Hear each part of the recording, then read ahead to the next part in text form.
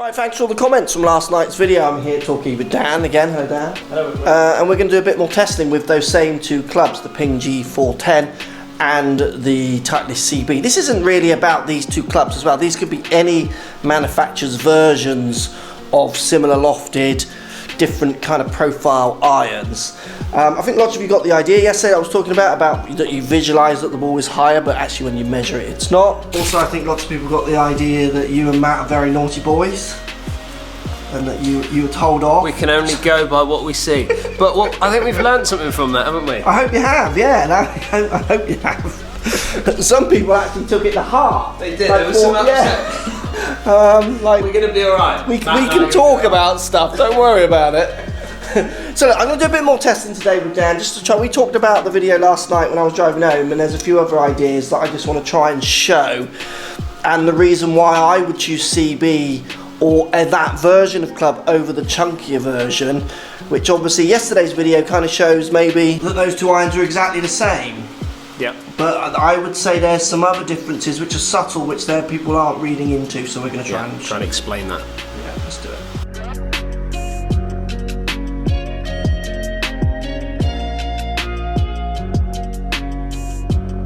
So for people who didn't catch yesterday's video, basically G410 7 iron compared to CB Titleist 6 iron, similar loft, similar lengths. We were getting exactly the same numbers pretty much out of these two irons, spin, distance, peak height. Where Dan and Matt in a video they did were thinking that they saw the G410 go much higher. So we're going to retest. I'm going to hit 4 or 5 with each club from the ground, and I'm going to hit 4 or 5 from a low tee, like if it was a par 3. And I'm just going to show you maybe a few subtle differences that come out with these two that would make me choose this one that I'm not sure the other video quite kind of showed. So any kind of wild strikes we will have to discount. I'm going to go for kind of anything that I would feel that hits the green or the green complex. Like if I go and blitz 140 yards right, yeah, I don't really care what that number is for this test. I want to get equivalent shots for each. Does that make sense? Yeah, it's good.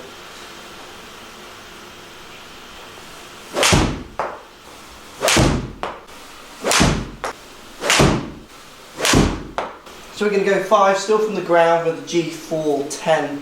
Now obviously this is the 7 iron, but it's, if not exactly the same loft as the CB.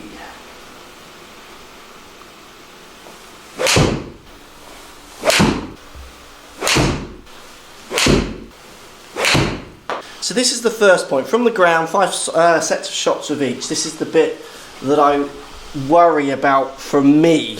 And other players maybe hitting all over the face might not see this pattern as much, and we'll talk about that. So 5-4 spin with the G410 to 5-7 spin with the CB. So that's exactly what I would imagine, slightly lower spinning club.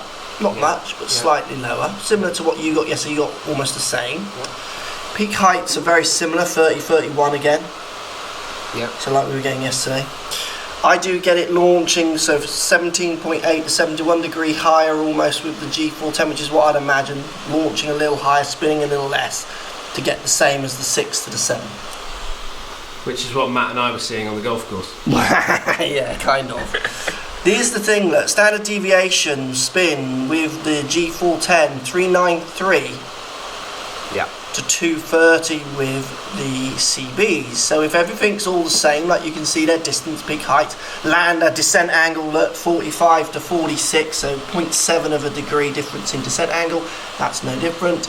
I'm going to buy into this tighter spin relationship between all my shots than having any kind of 4-7s being thrown in there. Can you talk to me about this one? Well, I'll show you this one on the iPad in a second that shows strike a little better, but this was one of my better shots. Only 7 left. Didn't feel any different? Felt good, just a little higher on the face, which we'll talk about in a second. Yeah. Went 173, so one of my longest hits to a 172 with the CB. Yeah. This was a good shot, just higher on the face, which is why that spin dropped down. If we go over to the iPad, so this is my group of strikes with CB. Okay. Middle, toe and heely, one high, generally lower on the face. And then if we go to we'll actually go to that shot we're talking about, look how much higher it is, and look at the grouping of strikes, then so much higher with the G410. So if we look at my strikes, you're going to be, well, you're 2 millimeters low to 1 millimeter high on average. And that's what we're talking about, though, isn't it? I mean, For it's me, tiny. and that's from the ground. We're going to do 5 each from the tee in a second to see if that changes. Now, I haven't actually done this test, so I'm enjoying it unfold. But this is what I'm feeling on the course. Yes, very similar. I feel like I could play both of these sets of irons, and I don't actually reckon my scores would probably change over a period of a year, because the flyer that goes over the back, there might be another instance where the flyer goes the right distance because I had the wrong club or it was into the wind and it helped me, so it's hard to call. But the idea of knowing that this club can fly a green when I get that 4-7, I do get it slightly higher in the face, is what would make me move towards the tighter standard deviation on spins that this kind of club delivers. And I use a true blade. I'm really trying to tighten spins, and the thing I've noticed, because I've gained both of these, if I'm using a true blade, for me, my strike pattern goes from middle to low, which I like, and my miss is always front to front right, and I love that, because front right I can see it, it's a bunker, it's green side. The amount of times you'll see me putting off a green because I've hit one slightly thin with these, where if I game these, my miss would be a bit more long, maybe long left and right, which requires me a bit better chip shots generally, because pin eye you're going to be more in line with the trouble, bunkers, border, those kind of things, which isn't my skill. And let's be honest, there's still a golf course at the front of the green. There's not much of a golf course at the back of the green. Often you'll find, certainly amateur courses, you go and play Torquay, over the back's dead, over the back's dead, short, there's a run up. Different on the tournament courses you see, with water short and that, but then I just hit a bit more club. Let's try the same test but off a tee. Okay. You need to keep your eye on the tee now, we've only got one of them. Found it, it's just tucked in there, look. I got it.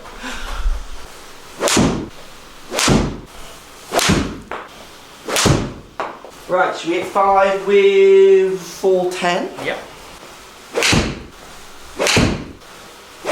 That went everywhere then, did you see it? I think that's smashed all over the place. Went over that way and came back. Noise. Heard noise up here. You got another one? Can anyone see the tee? Oh no, end of the test, tee gone. See it. New tee, please. Oh, I got it! Got it! Oh yes. Got it! Great. Well done, me. You always find stuff, don't you? Even green on green. Right, interesting from the tee then. So look, we now start seeing the 410 going 3 yards higher than the CB. Yeah. There was a strike pattern in here which we'll talk about, but I've had two 32 peak heights, a 34, and then, well, nothing lower than a 32. So obviously if you take the 28s, 29s out, again it would be back to 1 yard, which we'll talk about strike in a second. So, but you could call it 3, but I would call it 1 still if my strike was all the same.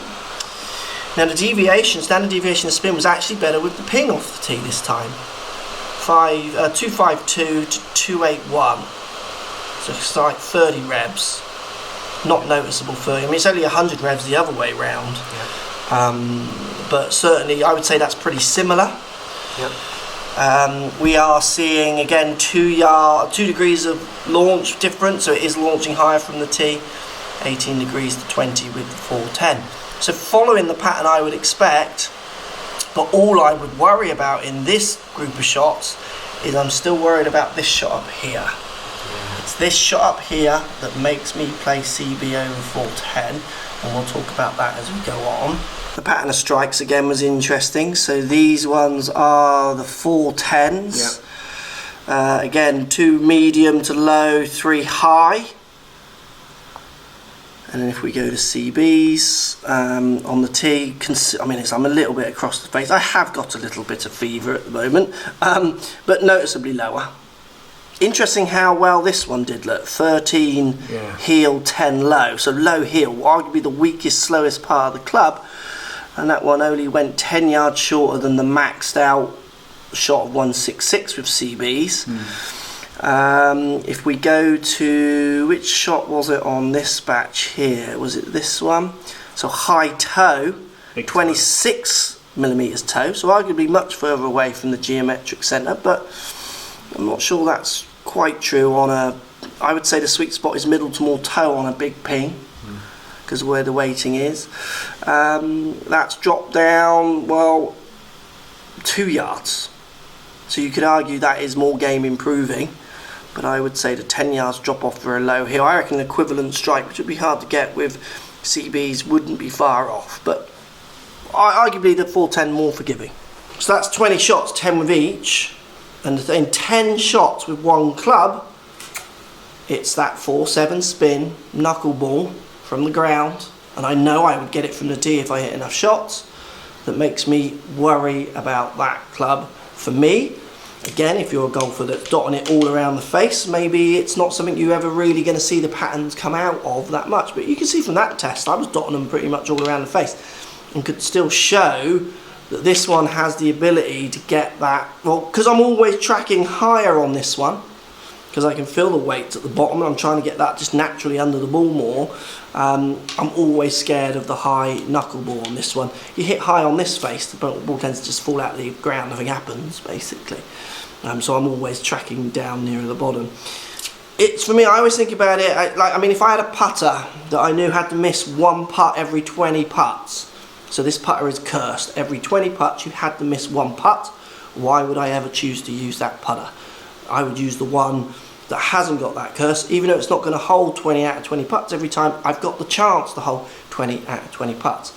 This one, knowing that 1 or 2 shots in a round could knuckleball for me, scares me, which is why I would go for something like this, which is going to give me that slightly higher level of control. Thoughts on that, Daniel, Sam? Yeah, I think it's a fantastic experiment, and we did this again. You talked to me about this when we played at Burnham in the course vlog that we did there. Was when I was gaming. Yeah, the Titleist version. That one. Yeah. Okay. And then pretty quickly after that, I moved back to this range. Yeah. I just put that in the bag because I felt that I wanted more confidence. I wasn't playing as much golf at the time, and I just wanted something with a bit more help. In reality, I hit that one shot on that golf course where I absolutely flushed it into that par 3 with a 5-iron, and it flew to the back of the green. Which was totally, because it was the right club. It was the right club. 6-iron with the different spin would have come up short on the drop-off. Yeah, and there was a big drop-off at the front of that green, so it was important for me to get the clubbing right there. But for good players especially, they don't want to see that ball go long. They would rather see it come up short. The other thing is, it's not just about Ping, is it? No. They all Callaway, they all make these clubs yeah. that can do the same thing as what we're testing here today with this one. So I think that's a great experiment today. Yeah. Really, really good. Interesting how I was lower on the face striking and higher on the face striking with that. Yeah. Often that's where those spin changes are coming, so I'm reacting to where the centre of gravity is on that club. Yeah. And knowing that one of those clubs can just fireball sometimes is definitely always going to make me scared. Like I said earlier, I want my miss to be going online, and if it's not going to get there, I want it coming short. I don't want it going long because I can see it short basically. Put your comments down below, let me know what you think. They are very similar, like we said in yesterday's video, but I saw a few people saying, oh, why would you not just use the G410 and then get that forgiveness? This is the reason why, because it's slightly finer nuances that we're after when we're out there. Because if I am playing well, which is rare nowadays, I feel like I'm in control of my shots, and having one shot that doesn't go where I feel like I've hit it breaks my heart. I'm out there for 5 hours. I remember playing, I'm out there for 5 hours, really, you know, I'm practicing all week, competing well. You get one flyer, one bad kick, and it makes you double bogey, and you haven't got time to get it back, and you think, well, I'm now down in the pack. I've actually played pretty good today. I've just had that one kick in the teeth from golf, and I don't want that coming from my equipment basically. Put your comments down below, let me know what you think.